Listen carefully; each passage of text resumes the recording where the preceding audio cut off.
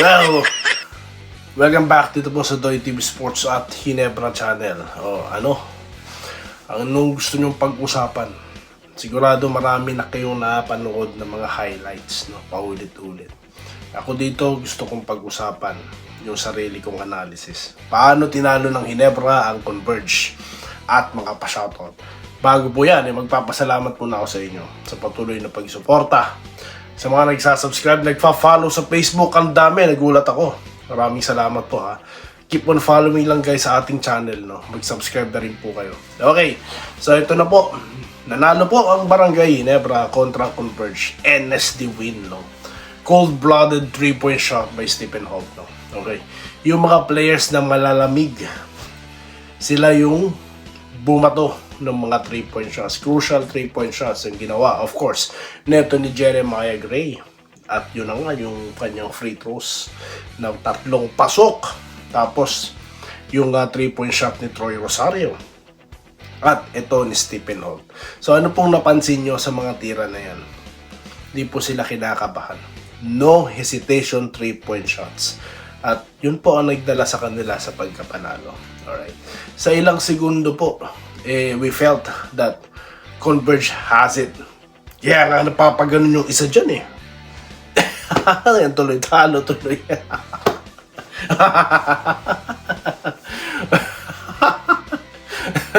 Ako po natutuwa lang ako dahil nanalo yung Ginebra ha. Okay, so sa natalong Converge, mataas po ang pagrespeto ko sa isang respetadong kupunan. Okay, isa pong Tisente. Alright. Yun na nga lang po, sobrang lungkot po, no? Dahil never pa po sila nakakapasok sa semis. Nakakalaban ba naman nila? Ginebra. So, 2 beses na sila nilaglag.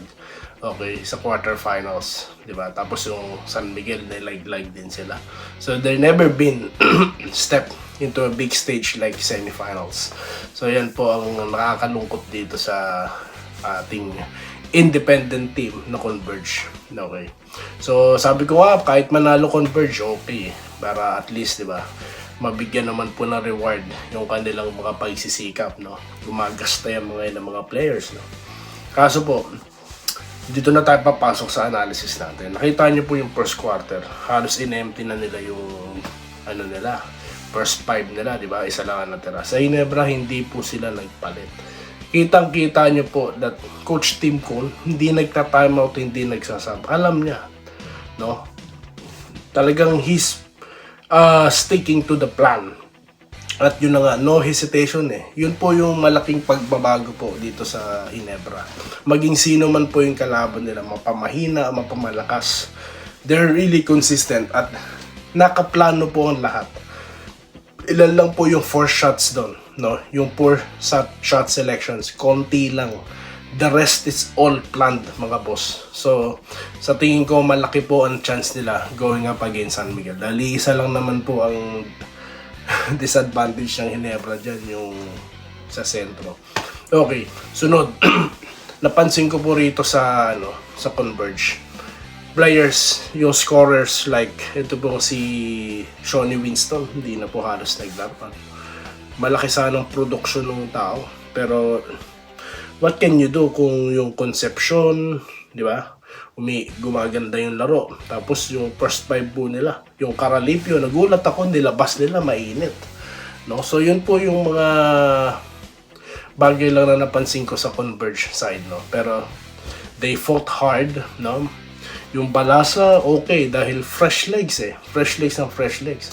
Sa Ginebra naman po, consistent kahit hindi umi-score eh, like Stephen Holt, di po ba? Tapos, yun nga, yung pagbunot dito kay Maya Gray, kasi nga, injured si David, then at the same time, 6 fouls.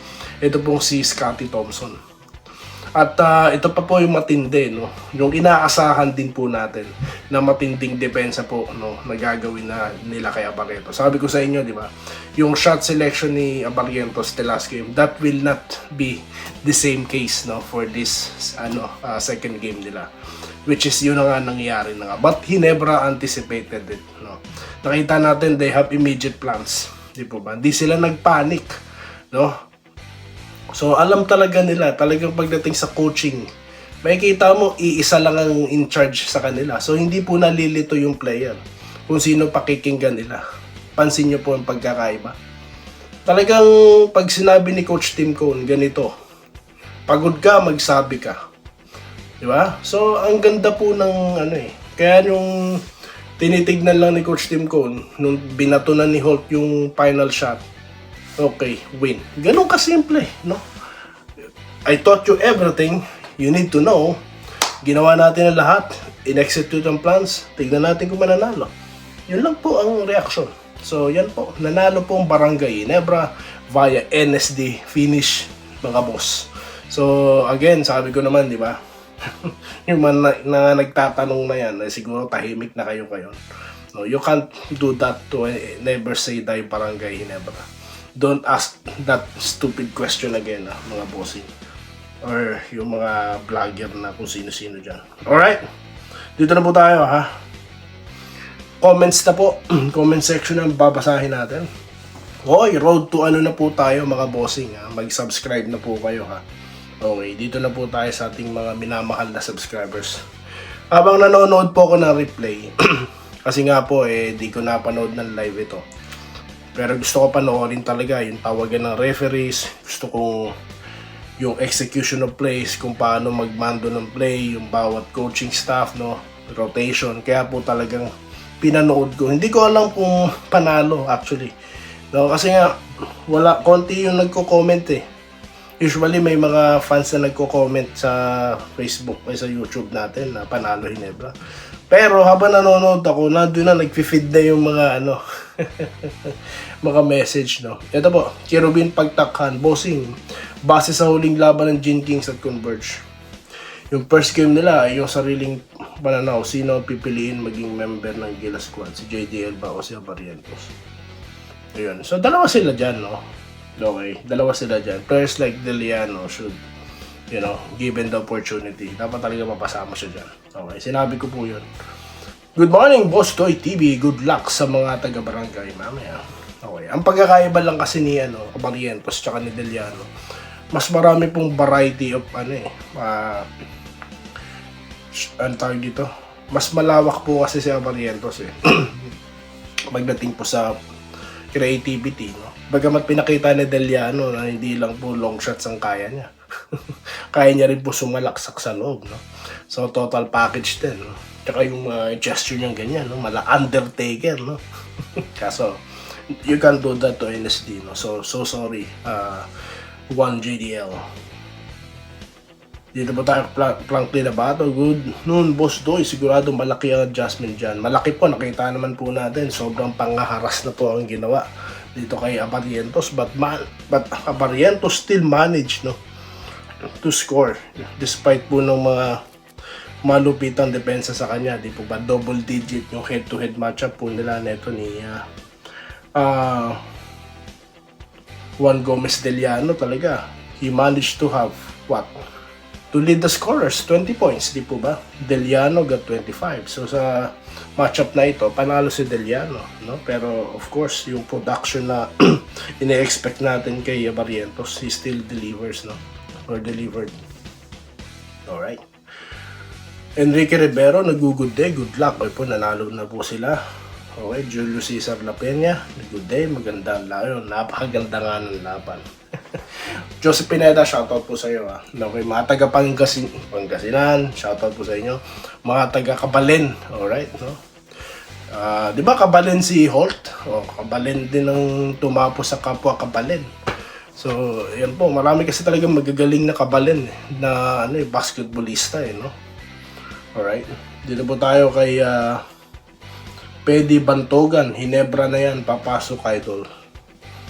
Okay, sanay daw sila sa laro. Good luck daw po, sabi ni Bon Ryan Cantor. John Lab Mulay, okay, siya po ay Converge fan. Well, better luck next time, no?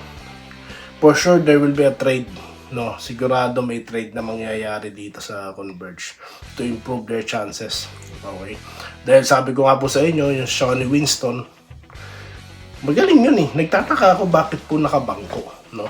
Okay, given na umi-score yung Concepcion, pati yung Caralipio, no? So, kulang lang daw sila ng wing ng number 3 spot, no? Baka yun ang punteryahin nila, no?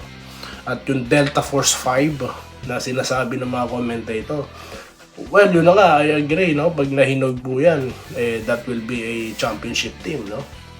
Alright. Ito, Fight Tinebra. Notice sila ako. Alright. Good luck daw po sa Jinking, sabi po ni Seri Baraga. Alright. Neil Ora, Dol, kung sino man magandang momentum siya. Yun na nga. Parang sila may magandang momentum, kaya po talaga umabot sa overtime ang laban, no? Maganda pong execution nila, well played, no? Yung kanilang game plan, 'di ba? Yun nga lang po talaga, yung talagang pagdating po sa discipline, pagdating po talaga sa consistency, no? At focus, nandun po yung Ginebra, no? Hindi sila talaga nagpapanik, mga boss, kung mapapansin nyo. So they have the good chances to fight, no, against defending champion San Miguel Beatmen. Okay, so napakaganda, napakalawak po ng ating pag-uusapan at marami po ako mababasang comments, no, sa susunod na content. Again, congratulations sa NSD Barangay Ginebra, no? You make us proud again habang we watch, no, how you celebrate. Grabe, no? Just like the old times. Keep it up. Maraming salamat sa inyo lahat at magkikita po tayo sa susunod na video content dito po sa Doy TV Sports Ginebra channel na may muka, hindi kung sino-sinong admin ang nagpo-post. Kilala nyo kung sino nagsasalita. Okay? Walang fake news, galit sa fake news, pero may kinikilingan. Alam nyo ng lahat yan. Maraming salamat sa inyo lahat. Salamat po sa panonood. Subscribe na para sa mga susunod na basketball at boxing videos.